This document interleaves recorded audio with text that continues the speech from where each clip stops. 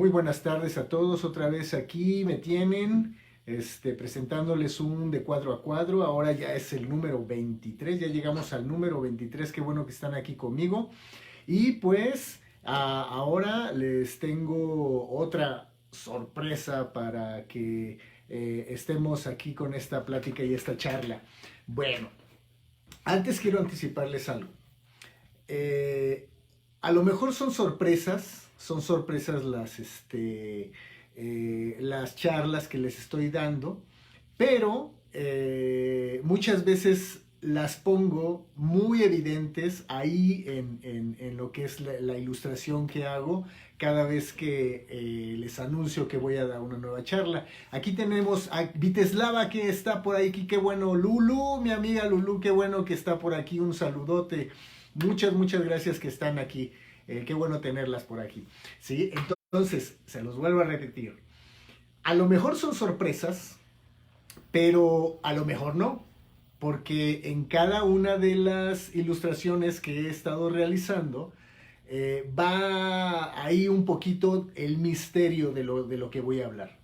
No sé si algunos se habrán dado cuenta en esta ocasión. Puse ahí a dos personajitos entrando en una plática, en una charla. Eran el punto y la raya.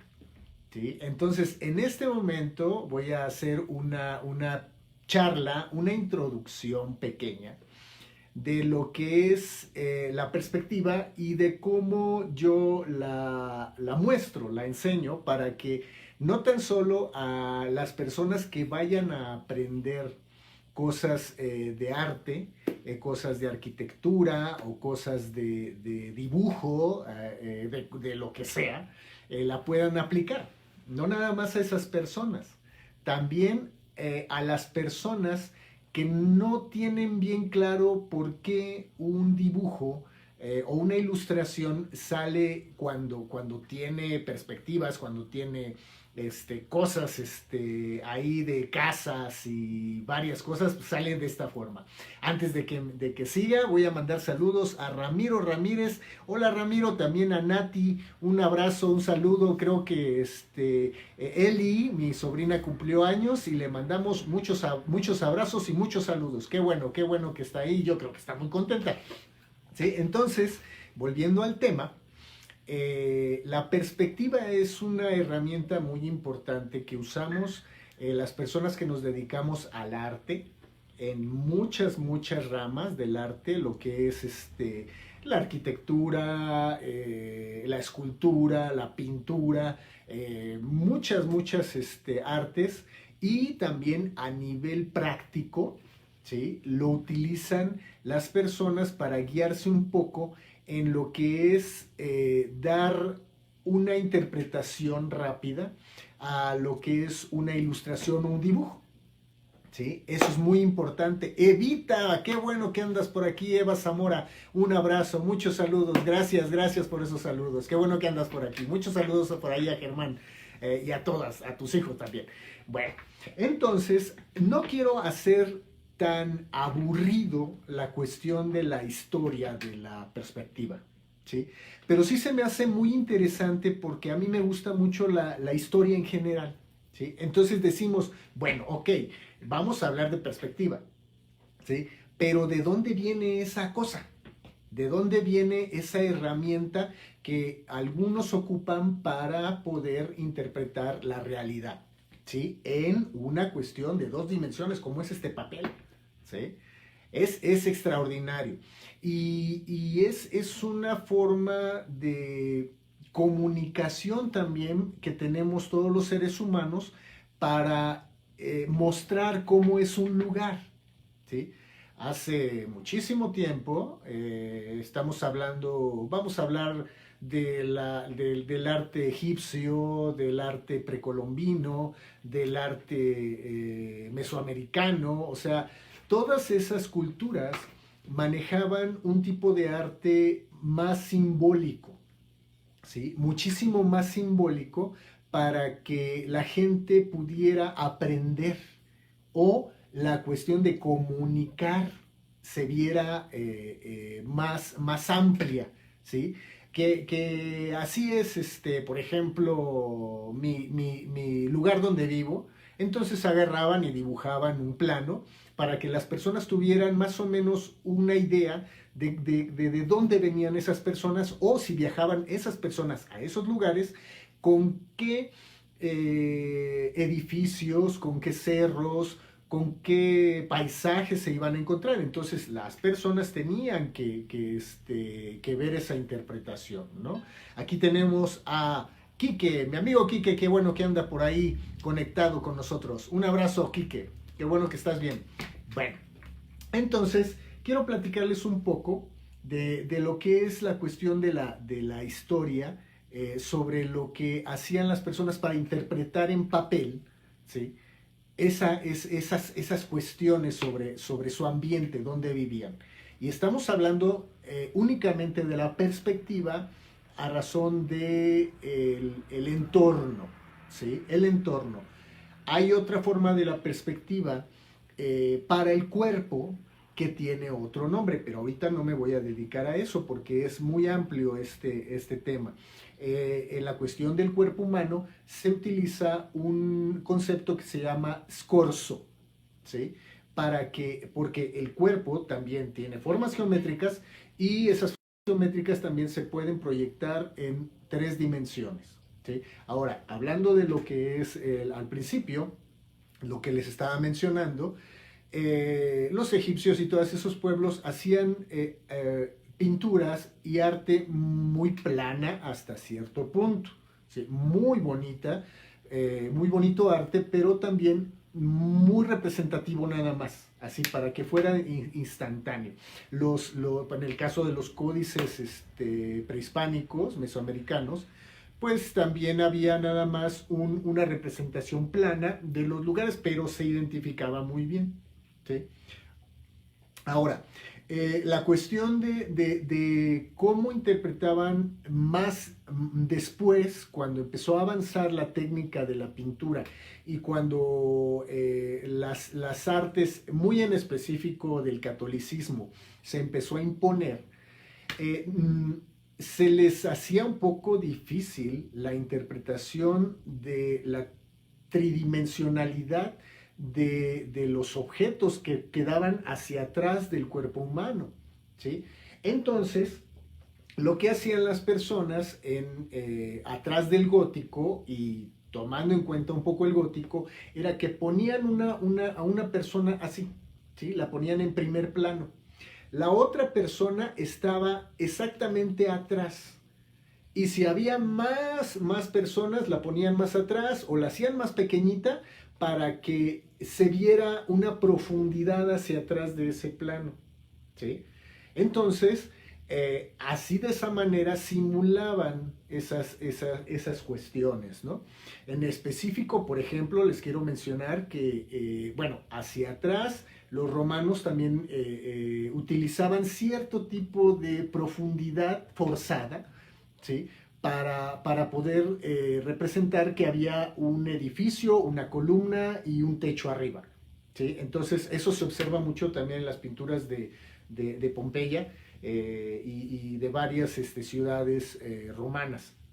En el gótico, como les mencionaba, superponían hacia atrás a las pinturas, a las personas, para simbolizar esa profundidad, ¿sí? Entonces era algo que servía en ese momento, ¿sí? Ustedes ponen en el internet gótico y van a empezar a ver arte gótico y van a empezar a ver ese tipo de trabajos para su interpretación, ¿sí?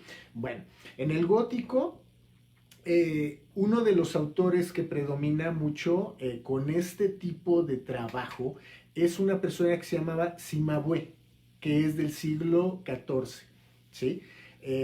Y su alumno Giotto de Cimabue, que es 1337, y ellos empleaban esta técnica que les digo de superposición de objetos para dar profundidad, ¿sale?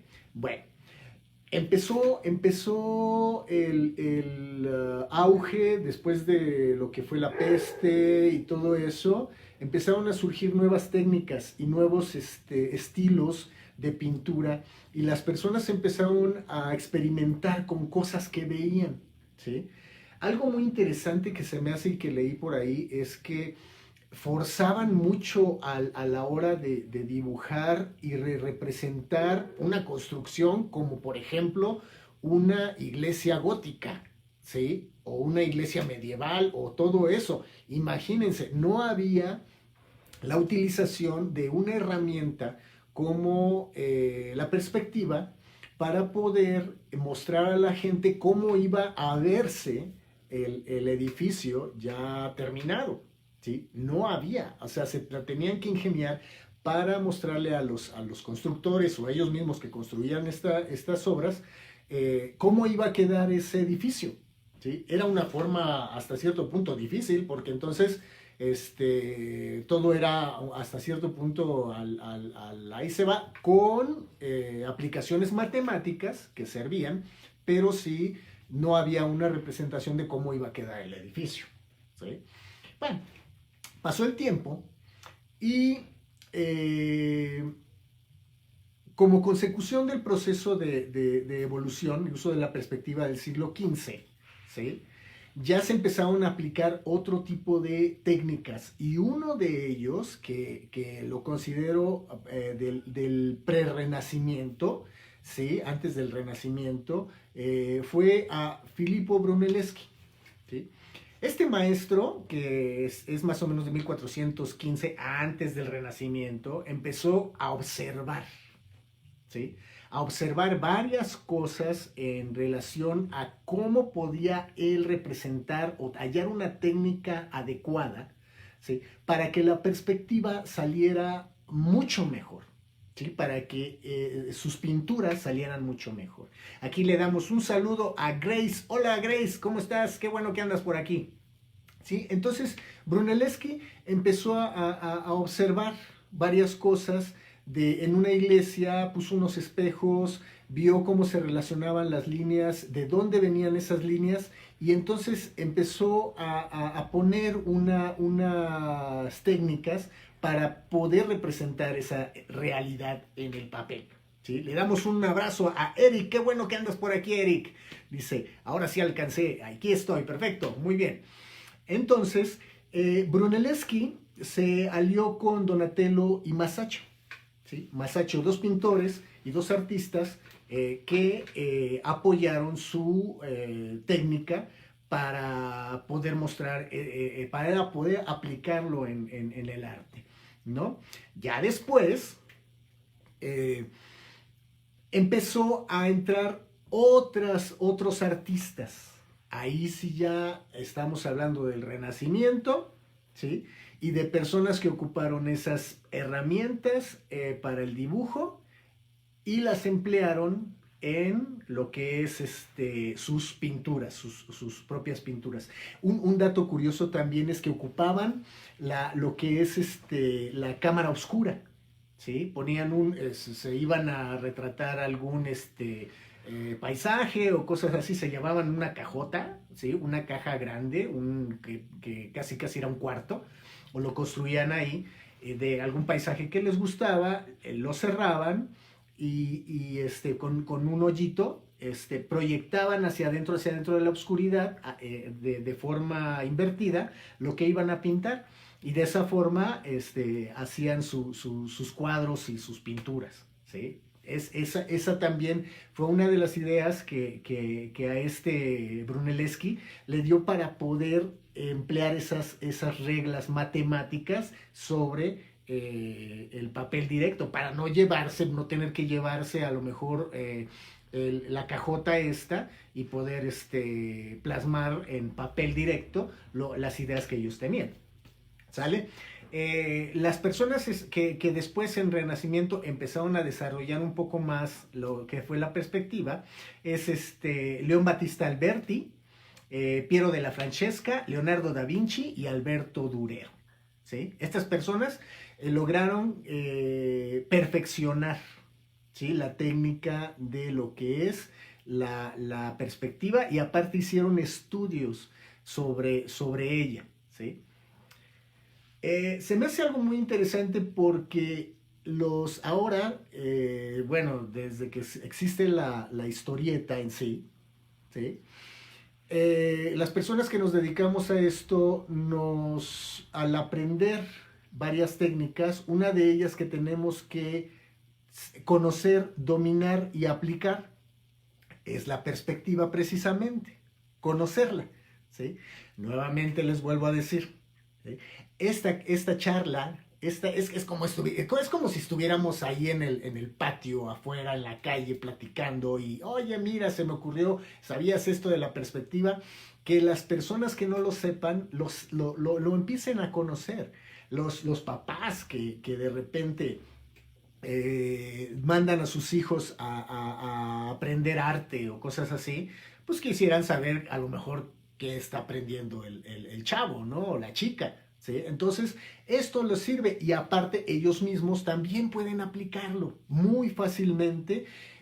Son técnicas muy sencillas que para entenderlas es muy fácil, muy divertido.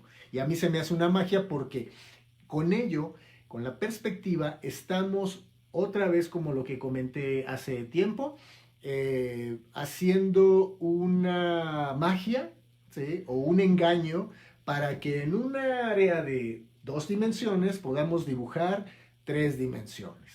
¿Sale? Y eso a lo personal, para mí es muy padre, muy mágico. Para mí es magia, ¿no? Es un engaño que le vamos a hacer al ojo para que lo vea así. Ahora, vamos a empezar. Como base, la perspectiva tiene 2 herramientas básicas, ¿sí? Que es la línea y el punto, ¿sí? Por eso mis personajes en esta ocasión de mi anuncio salieron la línea y el punto como los generadores de esa magia, ¿no? Entonces, la línea es una consecución de puntos. En la matemática de la secundaria nos enseñan qué es eso, ¿no? Entonces, estas son las que vamos a utilizar. Ahora, para comprender eso, tenemos que saber que vamos a dibujar sobre un área que tiene altura y base, ¿sí? Eso es en donde lo vamos a aplicar. Pero en la tercera dimensión también está la profundidad que se representa con la línea que está aquí, ¿sí?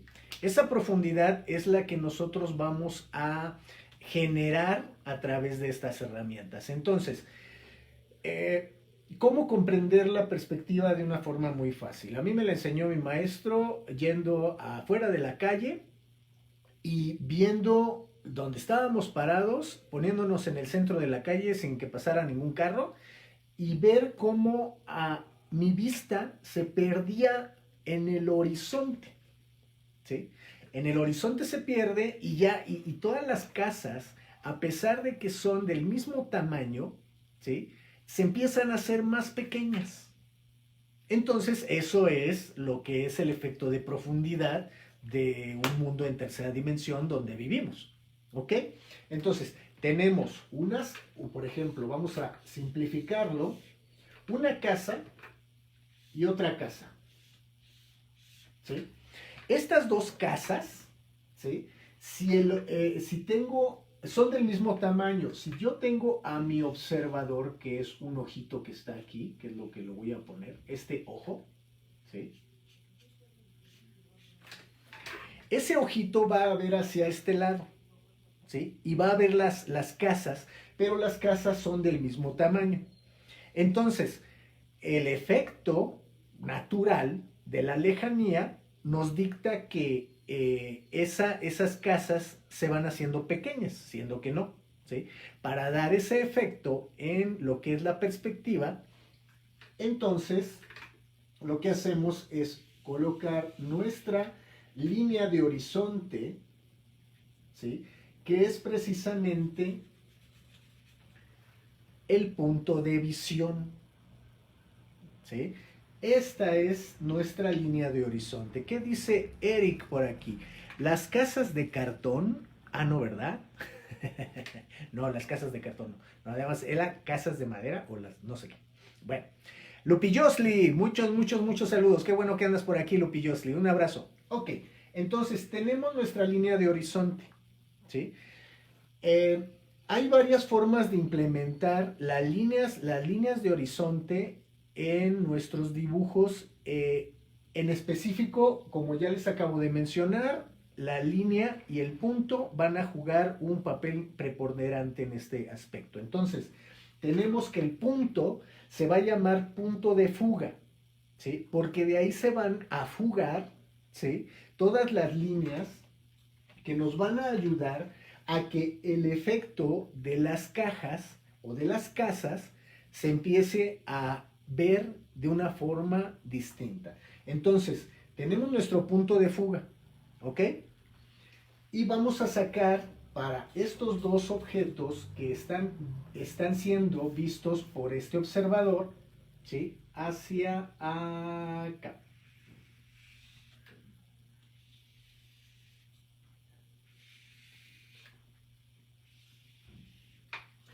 Todavía sigue siendo un dibujo en 2D, ¿sí? Pero si ocupamos las líneas rectas, ayudándonos de las líneas rectas, vamos a generar lo que son el horizontal y el vertical, ese efecto. Entonces yo tengo aquí, aquí, aquí y aquí. Vamos a ponerla ahí, ¿sí? Ya empieza a aparecer un poquito en la tercera dimensión de estos dos objetos, ¿sí? Pero voy a poner lo que es... hay una cosa que se llama la trampa, ¿sí? Una de las cosas que descubrieron con la cuestión en el Renacimiento, con la cuestión de la vista natural, es que entre más te ibas acercando, los objetos tenían un problema para su interpretación, porque no se podía totalmente poner lo natural ahí. Entonces, lo que pasaba con esa perspectiva aplicada allá al papel era que los objetos se empezaban a curvar, ¿sí? Y generaban un aspecto raro. Cuando tú te acercas a un edificio grande o una casa, el techo, más bien el frente de la casa se curva hacia acá por efecto del ojo, ¿sí? Eso es una cuestión natural. Entonces, utilizaron una trampa, ¿sí? Voy a cambiar de página para que se vea mucho mejor y se entienda.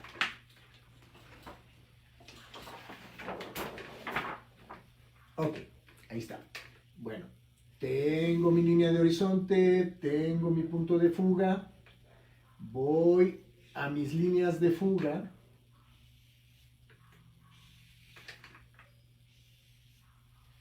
Y hago mis cuadros que son del mismo tamaño, pero que aplicando las líneas de fuga empiezan ya a generar el efecto de tercera dimensión, ¿sí? Les hablaba hace rato de esa curva. Entonces hicieron una trampa y generaron que este objeto, aplicando las líneas rectas,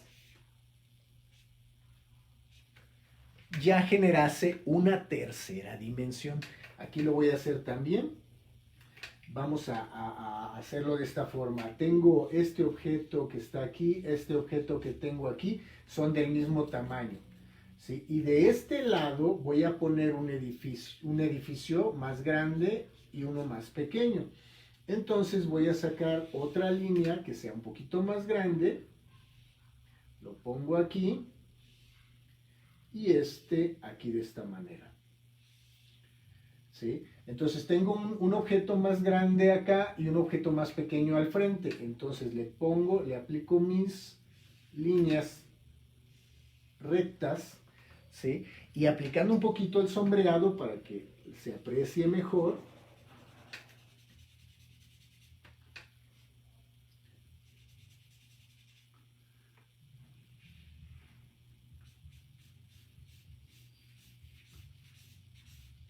De esa forma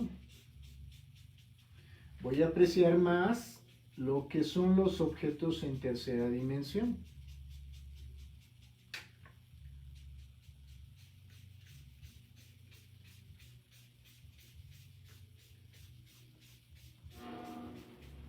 Ahí está. ¿Sí? Entonces, esa manera de emplear estas herramientas que son la perspectiva así de sencillo, podemos dibujar en todo momento en la tercera dimensión, ¿sí? De lo que vayamos a representar como nuestro entorno. ¿Sí? Eso también se puede aplicar a árboles. Si por ejemplo aquí tengo en mi lado plano tengo un árbol aquí, ¿sí? Entonces aquí, dependiendo del tamaño del árbol, pues lo voy a poder poner. ¿Ya vieron? Entonces mi calle ya empieza a tener ese efecto de que está en una profundidad. ¿Sí? Ya tiene profundidad ese objeto, ese cuadro, y la gente, más que para simbolizar, porque ese es el punto, cuando vas a hacer, por ejemplo,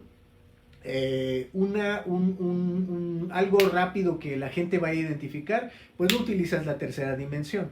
¿Sí? Utilizas dos dimensiones que son los símbolos, por ejemplo, para los anuncios rápidos de gira a la derecha, los que están en la calle, ¿no? Y que la gente lo identifique rápido. Para eso sirven esos anuncios y ese simbolismo. No es tan real, es nada más simbólico para ayudarnos. Ahora, para cuando hacemos, por ejemplo, historieta y que va a ser una calle vista de arriba, vista de abajo, vista de un lado, o sea, o una estancia, ¿sí? Vamos a poder aplicar estas herramientas, ¿ok? Bueno, esto es en lo que se refiere, ¿sí? A entender qué es la perspectiva de una forma muy rápida, ¿ok?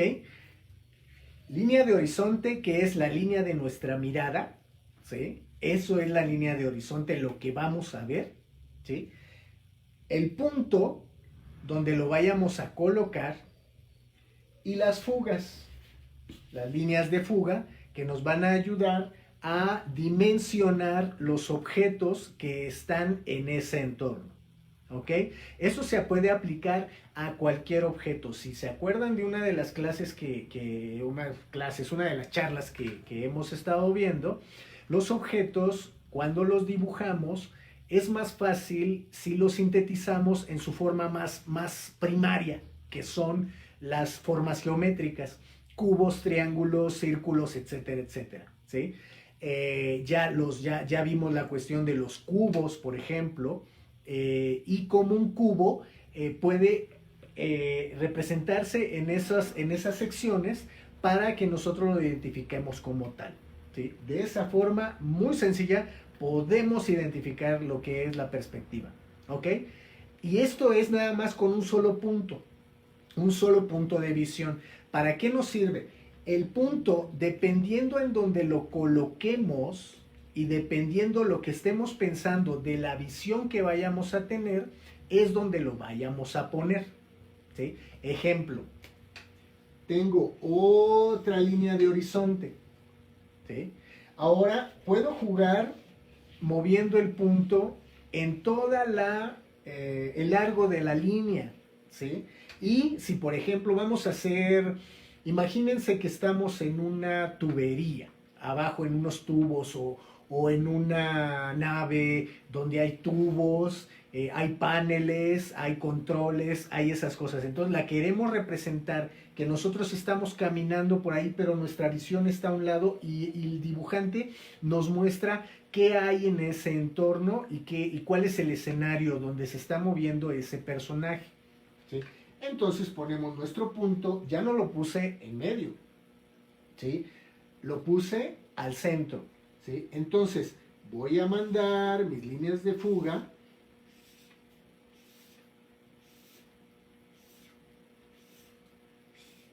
y voy a empezar a armar un túnel, ¿sí?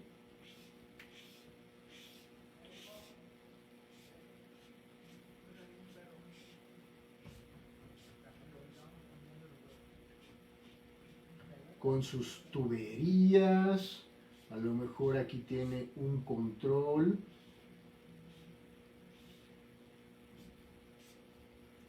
el piso, que a lo mejor es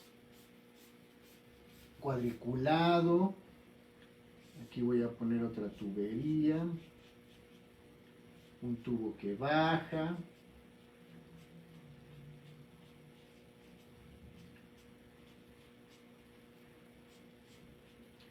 Los controles, vamos a ponerle unos botones, su caja que se abre, más tubería. Entonces observen cómo, teniendo las líneas guía, yo ya puedo fácilmente representar lo que yo quiera.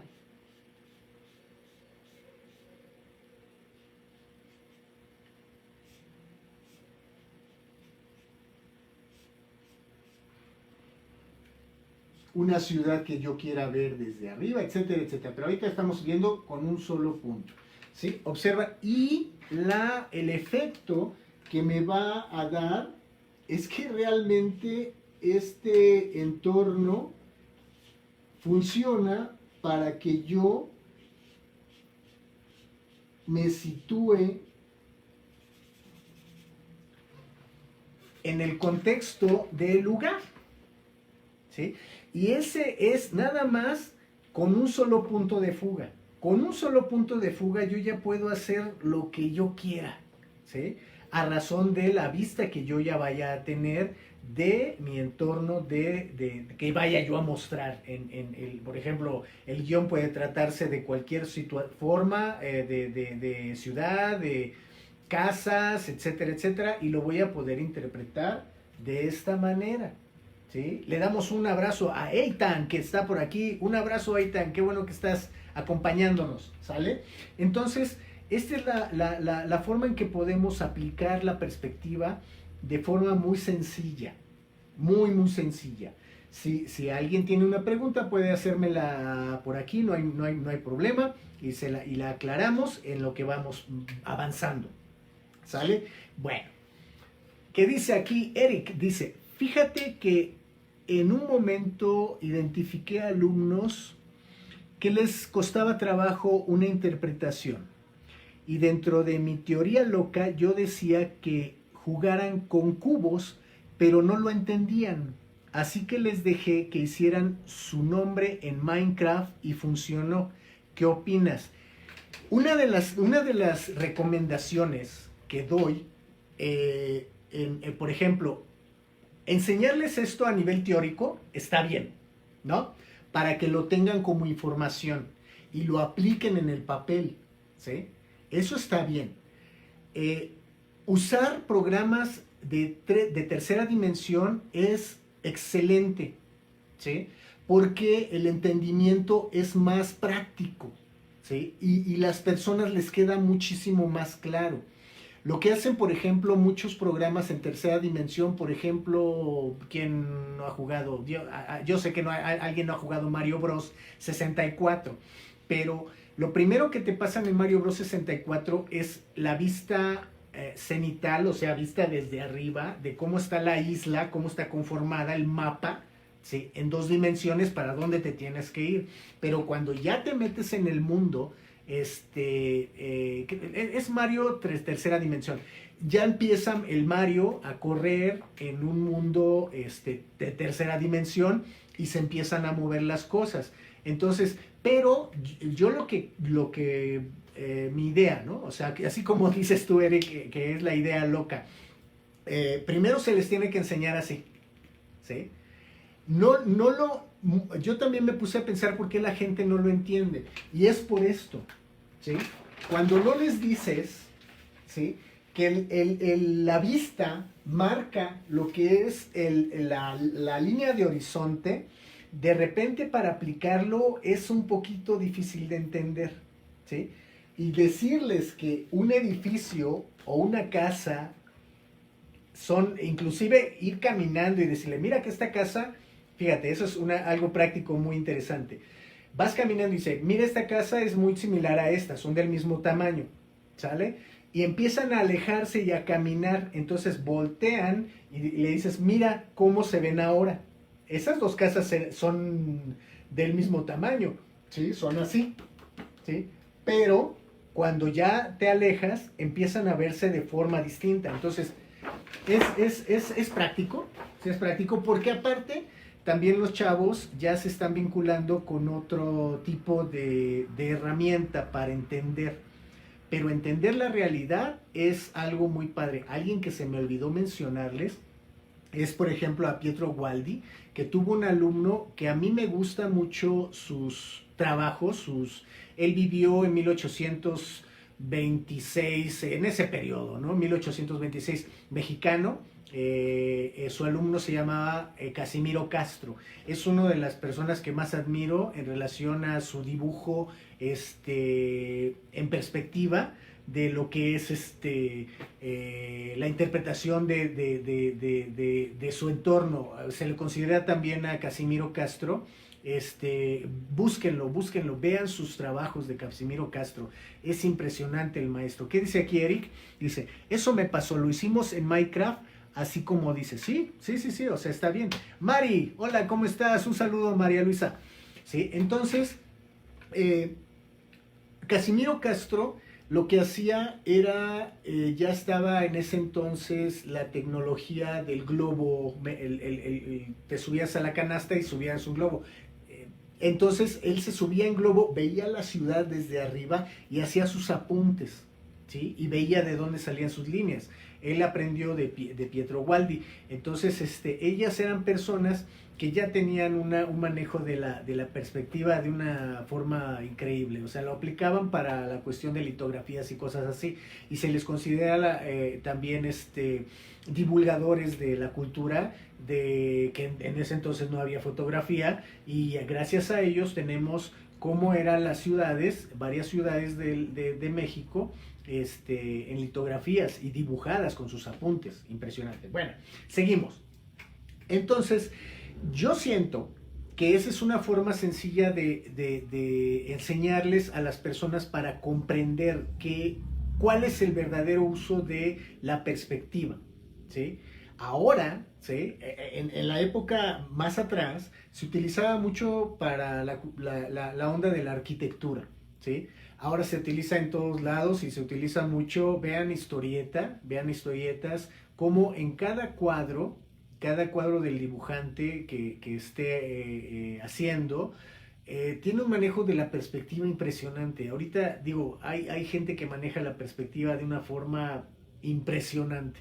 Por eso la historieta no es un medio que se deba leer así de que yo agarré, ya lo leí, ya y pum, lo boto. No, la perspectiva tiene, cada cuadro es una obra de arte de cada dibujante, ¿sí? Y se tiene que apreciar de esa manera, ¿sí?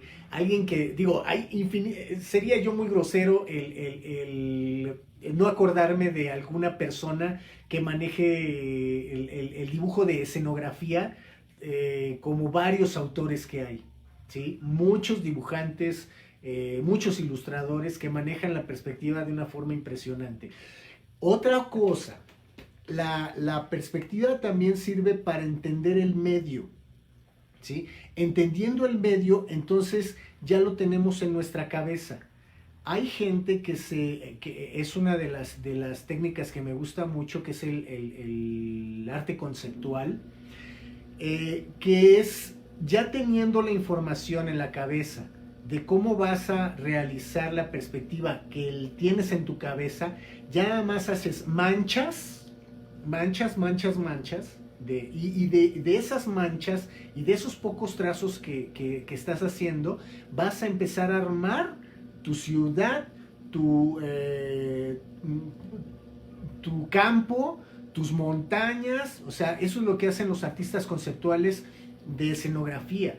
Son impresionantes, ¿sí? Pero teniendo la certeza de que ya tienes identificada tu escena en tu cabeza. ¿Ok? Bueno, voy a cambiar de hoja. No me la voy a voltear. Para mostrarles otras magias del uso de la perspectiva.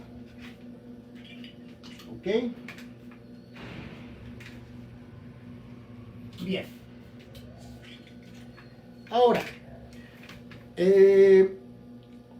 otro de los conceptos que nosotros podemos ver en el uso de la perspectiva es lo que es las vistas aérea, la vista central, que es la que ya vimos, y la vista desde abajo de un objeto, ¿sí? El uso aplicado de esto, eso es un poquito ya más avanzado, pero para que lo tengan y lo entiendan. Hace rato utilizamos el punto y la línea y nada más, ¿sí? Nada más un punto y una línea. Ahora podemos aplicar el uso de la punto en varios lados, ¿sí? Nada más vamos a utilizar 2 puntos de fuga, no se asusten. Y antes le doy un abrazo a mi prima Deji, que ya anda por ahí y que qué bueno que anda. Bueno, vamos a ver. Tenemos nuestra línea de horizonte. Acuérdense de ese nombre, ¿sí? Línea de horizonte, ¿ok? Y tenemos un punto y otro punto. Y dijimos que la línea es una consecución de puntos, entonces puede aparecer en cualquier lado, ¿ok? Voy a hacer un objeto que esté exactamente al ras de mi visión. Si yo hago esto con mi ojo, se los voy a poner de costado para que vean que mi ojo puede hacer esto, ¿no? Está mi ojito y está viendo hacia acá, ¿ok? Esa es la visión que va a tener mi ojo en este objeto que voy a dibujar. Saco mis líneas de fuga. Ahí está, ¿sí? Y después utilizo las herramientas de la línea horizontal línea vertical para hacer un cubo. Pum, pum, pum. ¿Sale? Entonces, ese cubo está en esta visión. Si yo veo, mi visión está exactamente viendo hacia el frente y mi objeto, mi cubo, está exactamente al centro, ¿sí? Esa es mi visión normal. Hace mucho, aprendí de Daniel, mi maestro, estas cuestiones con la perspectiva, ¿sí? Pero también me gustaba mucho la aplicación que una vez lo vi en un curso que hizo Oscar González Loyo, en Karmatron, en uno de los números. Me gustó mucho cómo él lo mostró, ¿sí? Para que sea mucho más fácil y entendible de dar. Entonces, si la persona, ¿sí?, se viaja más arriba, está en un globo, está en un techo o cosas así, y mira para abajo, así de esta forma, ¿sí?, entonces va a hacer, esa se llama vista de pájaro. Entonces la persona va a ver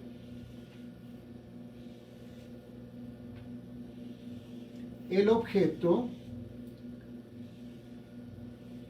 en vista de hormiga. Perdón, vista de pájaro, perdón.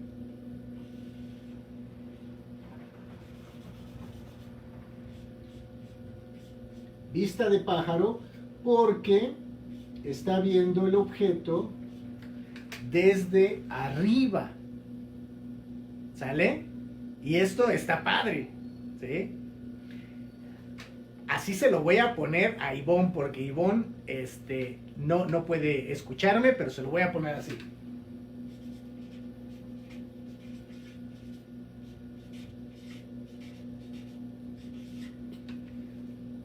Sí, qué bueno que estás con nosotros, Ivonne. Un abrazo. Mario, ¿cómo estás? Un saludo, Mario, mi compañero de Wing Chun. Bueno, entonces, esta forma, ¿sí?, es la vista de pájaro, ¿sí?, porque estamos viendo desde arriba. Saludos a Julio también. Ahora, esta es cuando lo estamos viendo como si fuéramos un pájaro, ¿sí? Esta la estamos viendo desde el suelo, ¿sí? Y la vista desde hormiga es porque nuestro ojo va a ver hacia arriba, ¿sí? El objeto. Vista de hormiga porque estamos viendo el objeto desde abajo. ¿Ok? Entonces, vamos a hacerlo, que es prácticamente eso, pero del lado contrario. Observan cómo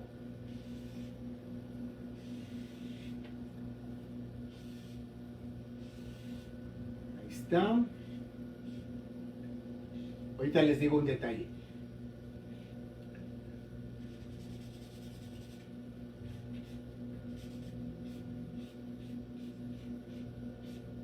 Ahí está. ¿Sí? Observen cómo es al contrario. ¿Sí? De arriba, en la parte superior, estoy viendo el objeto en vista de hormiga. Aquí voy a poner una hormiguita.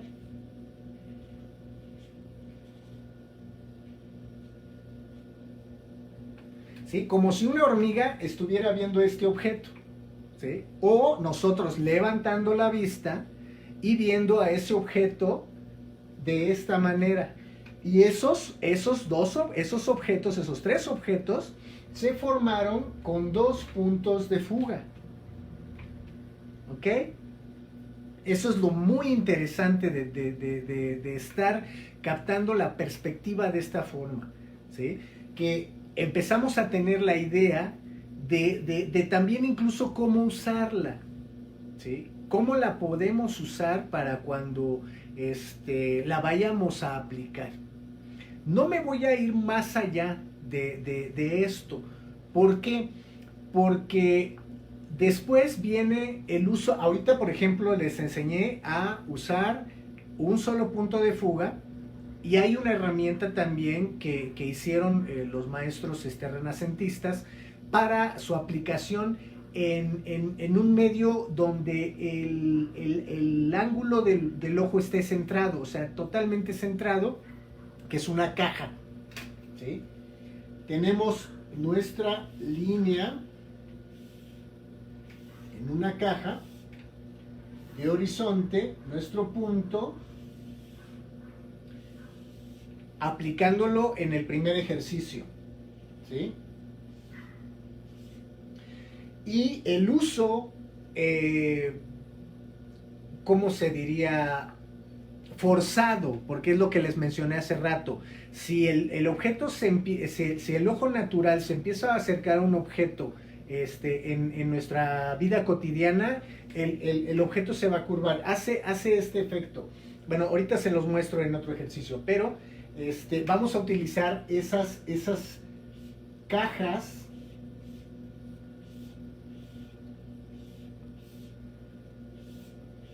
Y esta es una caja sencilla.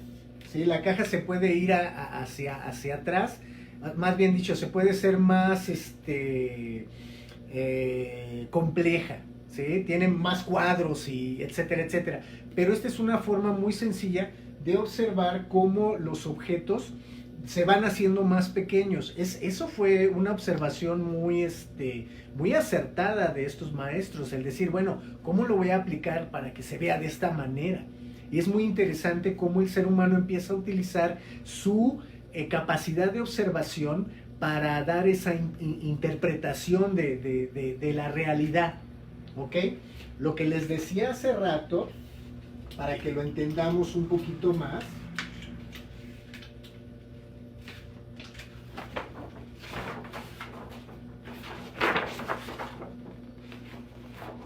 Voy a poner aquí.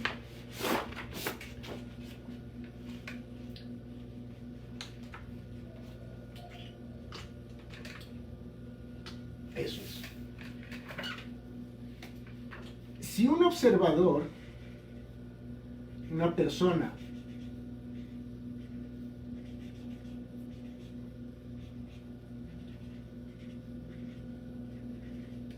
se va acercando a un edificio, vamos a poner este edificio así,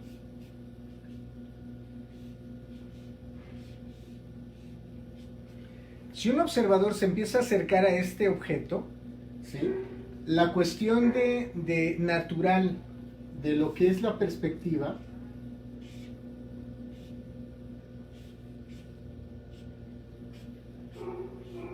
no aparecen estas rectas.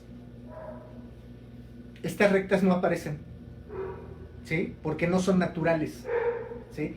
Estas se las pone uno a razón de lo forzado cuando se quiere aplicar de esta manera, ¿sí? Si utilizamos dos puntos de fuga, ¿sí?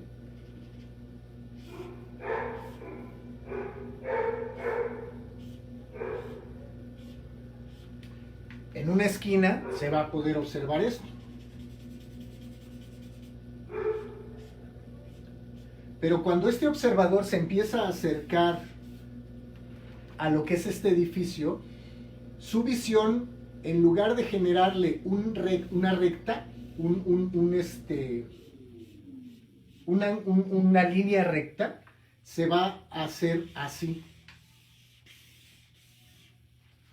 Como si el edificio se le cayera encima, pero ese es un efecto de la visión. Entonces, por eso a veces se utilizan y ustedes le ponen pinturas del Renacimiento, Leonardo da Vinci, etcétera, etcétera, y van a ver cómo ellos utilizan mucho esto, ¿sí? La recta, ¿sí? Ahora ya con otros ejercicios se puede hacer una aplicación de ese efecto, ¿sí? Que se observa mucho cuando utilizamos unos lentes que se llaman ojo de buey, ¿sí? El ojo de buey o el ojo de pescado, ¿sí? Exagera esas líneas rectas y las convierte en curvas, ¿sí? Pero nuestro ojo tiene esa característica, ¿sí? Por eso, a la hora de interpretar, usamos estas rectas, ¿sí? Y ya no hay problema. Ya nuestra interpretación de la realidad ya es más correcta y podemos usar lo que es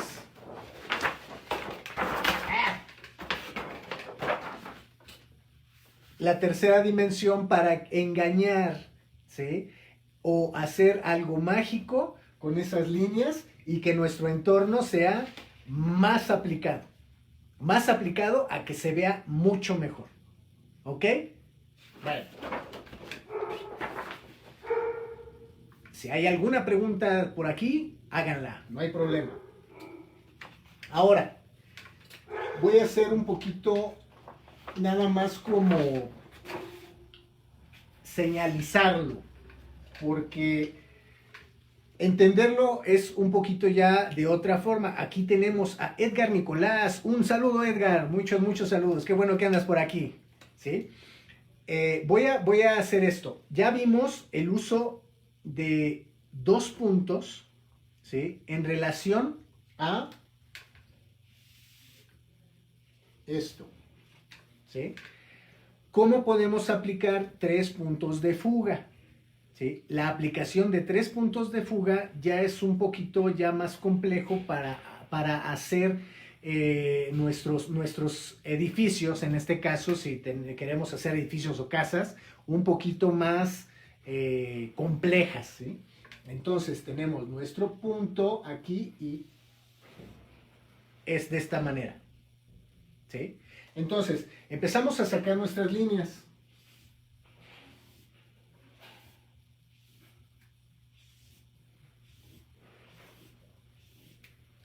Y de este punto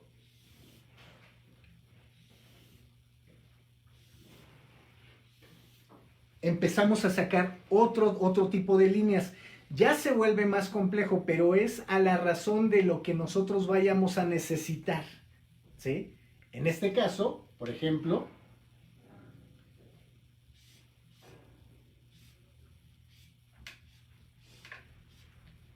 si queremos tener un edificio que sea más complejo.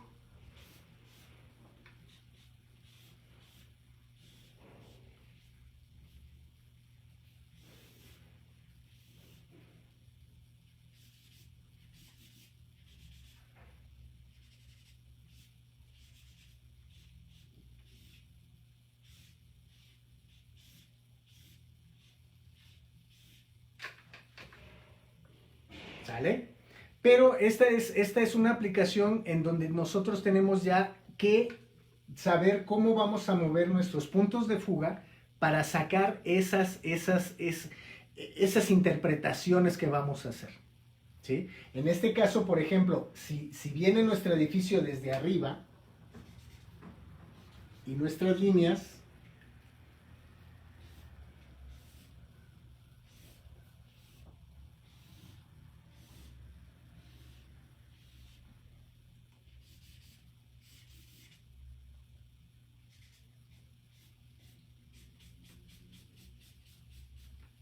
a lo mejor aquí hay más casas, etcétera, etcétera.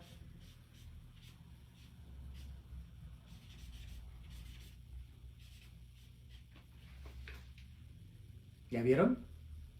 ¿Sí? Aquí anda Lupilloski que dice S2 amigo humo.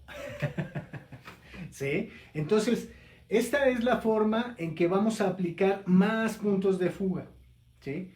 Hay la aplicación de hasta 5 puntos de fuga, pero ese quinto punto de fuga ya es una situación diferente. Ya es cuando utilizamos los 360 grados para simbolizar ya el movimiento de una cámara. Pero en relación a lo que es el plano de 2 dimensiones y cómo podemos aplicarlo, de esa manera lo podemos hacer. Aquí tenemos a Nicole Camarena. Un saludo, Nicole. ¿Cómo estás? Buenas tardes. ¿Sí? Bueno, pues hasta aquí les dejo esa charla que tuvimos. Me encantó estárselas dando porque es algo básico. Es muy básico para que la gente lo pueda entender. Si tienen alguna pregunta, me la pueden mandar, pueden escribirme y con gusto se las voy a aclarar. ¿Ok? No se les olvide, ahí tengo a Huitzilopochtli, Mictlan, que ya están en la plataforma de Google Books. Google Books hasta cierto punto es más fácil porque está inmediato. ¿Sí? Si ustedes la quieren tener digital, Google no manda versiones impresas, pero Amazon sí lo hace. El que quiera también hacerlo a razón de Amazon, también lo puede hacer.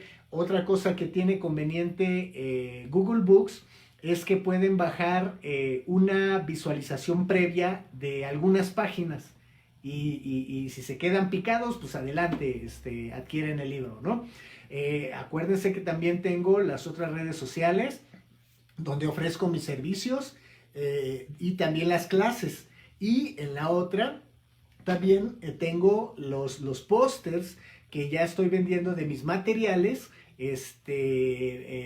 originales, de mis cuadros que he hecho y de mis ilustraciones, para que ustedes puedan pedírmelas y adquirirlas.